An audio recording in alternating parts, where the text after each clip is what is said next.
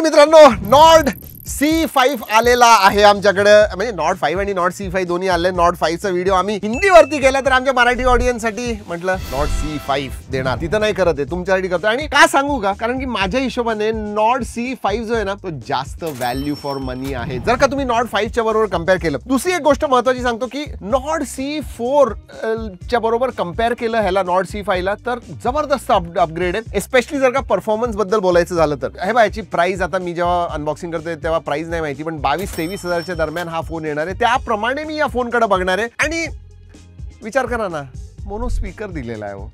का 10,000च्या खाली मी आता एक व्हिडिओ केला, 10,000च्या खाली एका फोन मध्ये स्टिरिओ स्पीकर आहे आणि तुम्ही मोनो स्पीकर 22-23 हजाराला देताय, मला कळतच नाही. चला एनिवेज अनबॉक्सिंग फर्स्ट इम्प्रेशन करूया. पण त्याआधी मित्रांनो, जर का पहिल्यांदा आला असाल, सबस्क्राईब करायला विसरू नका आणि बेल आयकन नक्की वाजवा. चला let us start. Black, blue, white जे काय कॉम्बिनेशन आहे ते. पण नॉर्ड हे ना भरपूर पॉप्युलर फोन्स असतात. म्हणजे तुम्हाला सांगतो, नॉर्ड C Lite आणि C Lite 2, Nord C Lite 2, अरे काय नॉर्ड 2 C Lite, काय नॉर्ड एक तर पॉप्युलर सिरीज असते आणि त्याच्यामध्ये सुद्धा C जी असते ना, ती अजून पॉप्युलर असते, कारण की बजेटमध्ये असतात. 20,000 पर्यंत 25,000च्या खाली तुम्हाला मिळतात. म्हणून म्हटलं की आपल्या मराठी बांधवांसाठी हा C5 चा व्हिडिओ करूया. मी याच्या ब्रीफिंगसाठी गेलेलो आणि मला आवडला हा. Literally nice case. माहितीये का, this has got the biggest battery on Nord phone. पण त्या मनाने एवढा हेवी वाटत नाही. 22-23 हजाराचा जरी असला तरी 80 वॉटचा अडॅप्टर येतो इनसाइड द बॉक्स. मला आवडतं ते. आणि USB type A to type C charging cable, ते सुद्धा रेड कलरची जी फेमिलियर आहे OnePlus ची. And humble SIM card tool. चला आता ह्या सगळ्या गोष्टी ठेवूया साईडला, आपण बघूया फोनकडे. मला हे अंडरस्टेटेड डिझाईन जे असतं ना, मिनिमलिस्टिक अंडरस्टेटेड डिझाईन, हे मला खरंच आवडतं. आणि एस्पेशली एक कॅमेरा मॉड्यूलच्या बाजूनी ही जी रिंग आहे, metal ring, it looks really nice. म्हणजे एक प्रीमियम डिव्हाइस देतो. आणि OnePlus असं मोठं OnePlus लिहिलेलं वगैरे नाहीये. छान OnePlusचा लोगो दिसतो इथं, ते सुद्धा एकदम मिनिमलिस्टिक आहे. Overall I like the design. हो, फ्रेम वगैरे प्लॅस्टिकचीच आहे. 7100 mAhची बॅटरी आहे. त्या मानाने म्हणजे 200च्या वरतीच पाहिजे, पण मला तर हा 200च्या खाली वाटतोय. 199-200 ग्रॅम असेल जास्तीत जास्त. बघूया, 199 gram, 199.1 gram, which is actually excellent माझ्या हिशोबाने, गिवन द बॅटरी साईज 7100. ह्या फोनचे दोन मोठे हायलाइट आहेत. एक तर ऑक्सिजन OS, काय एक्सपिरियन्स आहे. In my view One UI आणि ऑक्सिजन OS हे one of the best Android skins आहेत, तर तुम्हाला चांगला एक्सपिरियन्स मिळतो. आणि दुसरी म्हणजे बॅटरी आणि OnePlus ब्रँडिंग. अजूनही OnePlus ब्रँडिंगचं थोडं बहुत आहे. लोकांना आवडतात OnePlusचे फोन. म्हणजे जर का आयफोन आणि सॅमसंगचं वगैरे बजेट नसलं ना, तर ते OnePlusकडे जातात. And I think this one is good. तसं ह्याचं प्रोटेक्शन काय ते मला माहीत नाही. I think there should be some protection. पाडूया आपण, पाडून बघूया. मॉक टेस्ट असते, खरी टेस्ट नसते बरं का, पण तुम्हाला लोकांना बघायला आवडतं फोन पडताना. आणि हा तुम्ही विचार करता, अरे तुटला तर नसेल ना. नाही, पण दॅट्स द थ्रिल. आम्हाला सुद्धा खूप बरं वाटतं हे करायला. मला तरी पर्सनली खूप बरं वाटतं. डिस्प्लेबद्दल सांगायचं झालं ना, तर 6.77 इंच FHD प्लस. आता नॉर्ड 5 मध्ये 1.5K येतो, याच्यामध्ये FHD plus display, 120 hertz fast refresh rate आहे आणि बऱ्यापैकी ब्राईट आहे. I think it's quite bright. Aspect ratio so बघा ना, चिन थोडी मी म्हणेन आहे ॲव्हरेज पेक्षा जास्त मोठी, पण बाजूचे आणि वरचे बेझल्स पातळ आहेत, त्यामुळे ऍस्पेक्ट रेशिओ चांगला आहे. Screen to body ratio, aspect ratio नाही, स्क्रीन टू बॉडी रेशिओ सुद्धा चांगला आहे. Overall excellent. स्पेसिफिकेशन्स बद्दल सांगायचं झालं ना, तर इथं C4च्या कंपॅरिझन मध्ये खूप मोठा अपग्रेड आहे. विचार करा ना, नॉर्ड C4 मध्ये 7 Gen 3 होता आणि आता डायमेन्सिटी 8350 आलाय. त्याचा अंतुतू स्कोर 7-7.5 लाखच्या दरम्यान यायचा. ह्याचा अंतुतू स्कोर 1.4-1.5 मिलियन पर्यंत येतो. म्हणजे लिटरली 80 to 90% किंवा 100% नियरली जम्प आहे परफॉर्मन्सच्या बाबतीत. आणि यावेळेला तुम्हाला सांगू का, नॉर्ड 5 घ्या किंवा नॉर्ड C5 घ्या, गेमिंग आम्ही बरंच ऐकलं. म्हणजे गेमिंग तुम्ही हे करू शकता, ते करू शकता. तर थोडं ना गेमर्सकडे आता हळूहळू जायला लागलं. आणि जर का गेमिंग पाहिजे म्हणजे परफॉर्मन्स पाहिजे. आणि हे बघा, 22-23 हजारच्या प्राइस रेंजमध्ये माझ्या हिशोबाने ह्याचा परफॉर्मन्स चांगला आहे. आणि दुसरी गोष्ट, there is another reason. 8128 base variant आहे, LPDDR5X रॅम टाईप आहे, UFS 3.1 स्टोरेज टाईप आहे. LPDDR5X RAM type is really good. I think अजूनही लोक ना कधी कधी या 20,000-22,000च्या रेंजमध्ये 4X वगैरे देतात. ह्यांनी 5X दिलंय, पण UFS 3.1 दिलंय. 4.0 किंवा 4.1 असतं तर जास्त चांगलं असतं, पण 3.1 इज गुड एज वेल. 7100 mAhची बॅटरी, 80 वॉट चार्जिंग आहे. नॉर्मल युजरला 2.5-2 दिवस आरामात जाईल.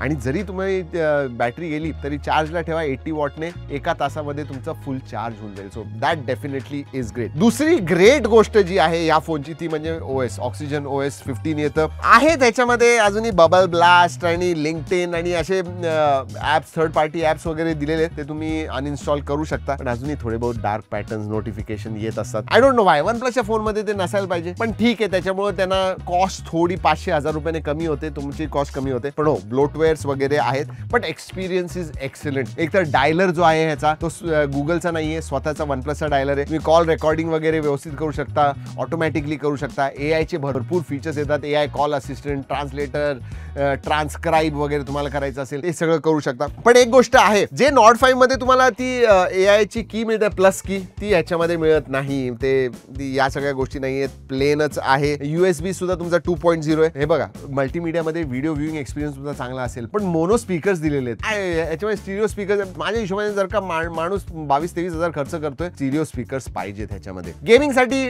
ठीकठाक आहे, काही प्रॉब्लेम नाहीये. तुम्ही BGMI त्यानंतर COD मोबाईल वगैरे आरामात खेळू शकता. BGMI 90 FPS आहे, 120 FPS एखाद वेळेस येईल, कारण की 8350 is a very capable processor. तर अपडेट्सनी येईल तुम्हाला, should not be a problem. Connectivity बद्दल सांगायचं झालं तर Wi-Fi 6 आहे, ब्लूटूथ 5.4 येतं, आयर ब्लास्टर सुद्धा इथं कॅमेरामध्ये तुम्हाला दिसतं. So that is a noise cancelling microphone वगैरे आहे. याच्यामध्ये NFC नाहीये. सेन्सर सगळे येतात, इन डिस्प्ले फिंगरप्रिंट सेन्सर आहे, फेस अनलॉक आहे, दे वर्क क्वाईट वेल. बाकीच्या फीचर्स बद्दल सांगायचं झालं तर वाईड L1चा सपोर्ट आहे. नेटफ्लिक्स, प्राईम व्हिडिओवरती तुम्ही HDR स्ट्रीमिंग वगैरे करू शकता, ॲब्सोल्युटली नो प्रॉब्लेम. त्या सगळ्या गोष्टी आहेत. सार व्हॅल्यू विदिन लिमिट्स आहे, नोटिफिकेशन लाईट नाहीये, FM रेडिओ नाहीये. आणि हो, कनेक्टिव्हिटीसाठी सगळे 5G बँड जे इंडियात चालतात सगळे आहे, त्यामुळे त्याचा सुद्धा प्रॉब्लेम यायला नाही पाहिजे. पण आता आपण बोलूया कॅमेराबद्दल. कॅमेरा इंटरेस्टिंग आहे. तसे भरपूर आम्ही या कॅमेरानी ओरिजिनल क्वालिटीमध्ये भरपूर फोटोज व्हिडिओज काढलेले आहेत, नक्की जाऊन बघा. जर का सेटअपचं बद्दल सांगायचं झालं ना तर 50 मेगापिक्सेलचा प्रायमरी सेन्सर येतो, सोनीचा LYT 600 येतो, 8 मेगापिक्सेलचा अल्ट्रा वाईड आहे, पुढे 16 मेगापिक्सेलचा सेल्फी सेन्सर येतो. व्हिडिओग्राफीमध्ये तुम्ही 4K 60 FPS प्रायमरी सेन्सरने करू शकता. सेकंडरी जे आहे 8 मेगापिक्सेल त्याच्याने 1080p या 30 FPS, पुढे सुद्धा 1080p आहे, 4K वगैरे तुम्ही करू शकत नाही. जर का मी फोटो क्वालिटी बद्दल सांगायचं झालं तर एक गोष्ट स्टँड आउट होते, ते म्हणजे ह्यांनी ना C4च्या कंपॅरिझनमध्ये HDR खूप जास्त इम्प्रूव्हमेंट केलेलं आहे. डेफिनेटली ते मी म्हणेन. टेलिफोटो वगैरे याच्यामध्ये नाही आहे, त्यामुळे ऑप्टिकल नाही आहे. इन सेन्सर झूम जेवढं तुम्ही करू शकता तेवढंच आहे. कलर्स वगैरे सुद्धा ठीकठाक येतात. स्किन टोन्स कधी 19-20 होतात, म्हणजे कमी जास्त थोडे दिसतात, म्हणजे एक्झॅक्टली जसे स्किन टोन्स पाहिजे तसेही येत नाहीत. आणि एज कटआउट जेव्हा तुम्ही पोर्ट्रेट्स काढता ना तेव्हा एज कटआउट सुद्धा चांगला येतो. पण तुम्हाला एक गोष्ट सांगू का, आर्ट आहे. पोर्ट्रेट्समध्ये जे बोके येतं ना ते फॉल ऑफ, DSLR मध्ये जेव्हा तुम्ही काढता नॅचरल वाटतं. ह्याच्यामध्ये ना थोडं जे बोके ना एकदमच असं वॉश्ड आउट होऊन जातं, एकदम प्लेन होतं. त्यामुळे थोडं ते आर्टिफिशियल कळतं की स्मार्टफोनने काढलेला आहे हा फोटो, DSLRने नाही. असं आहे. काही जर का तुम्ही खरंच चांगले पोर्ट्रेट कॅमेराज बघितले ना स्मार्टफोनवरचे, तर त्यांचे ते बोके ड्रॉप ऑफ होतं. जवळ जे असेल ते थोडं कमी ब्लर असतं, एकदम जास्त डिस्टन्स असेल तर जास्त ब्लर होतं. ते ह्याच्यामध्ये होत नाही. ओव्हरऑल मी असं नाही म्हणत कॅमेरा खराब आहे, डिसेंट कॅमेरा ह्या प्राइस रेंजमध्ये, म्हणजे one of the top 3 top 5 smartphone cameras in this price range म्हणायला हरकत नाही. म्हणजे बेस्ट नाही म्हणणार मी, अबव ॲव्हरेज. आणि जर सांगितलं तुम्ही जाऊन बघा नक्की फोटोज, तुम्हाला कळेल ऍक्च्युली हे फोटोज कसे येतात. तर बघा, परफॉर्मन्स हे तुमच्यासाठी महत्त्वाचं असेल, बॅटरी तुमच्यासाठी महत्त्वाची असेल आणि कॅमेरा ठीकठाक जास्त वापरत नसाल तर डेफिनेटली तुम्ही हा कन्सिडर केला पाहिजे. पण कॅमेरा जर का महत्त्वाचा असेल तर माझ्या हिशोबाने नथिंग फोन 3 येतो, टेलिफोटो देतो. H60 फ्युजनचा कॅमेरा, म्हणजे मोटोरोलाचे जे फोन्स आहेत त्यांचे कॅमेरा आता खूप इम्प्रूव्ह झाले आहेत. आणि ओव्हरऑल सुद्धा मला वाटतं H60 फ्युजन खूप चांगला आहे, one of the highest selling phone सुद्धा येतो. म्हणजे ह्याला कॉम्पिटिशन आहे. पण जर का तुम्हाला OnePlusचा फोन पाहिजे, बॅटरी 7100 mAhची पाहिजे आणि 8350 जो परफॉर्मन्स देतो, I think it is really good in this particular price range. ह्या 3 गोष्टी महत्त्वाच्या असल्या तर नक्की तुम्ही नॉट C5 कडे बघू शकता. जर का बाकीच्या गोष्टी महत्त्वाच्या असेल तर ऑप्शन्स आहेत. तर हा व्हिडिओ आवडला असेल, फायदा झाला असेल, फोन घेणार असाल, आपल्या मित्रांबरोबर शेअर करा, लाईक करा आणि हो, सबस्क्राईब अजूनही केलं नसेल तर करायला विसरू नका. चला मित्रांनो, या व्हिडिओमध्ये एवढंच. पुढच्या व्हिडिओपर्यंत जय हिंद, जय महाराष्ट्र.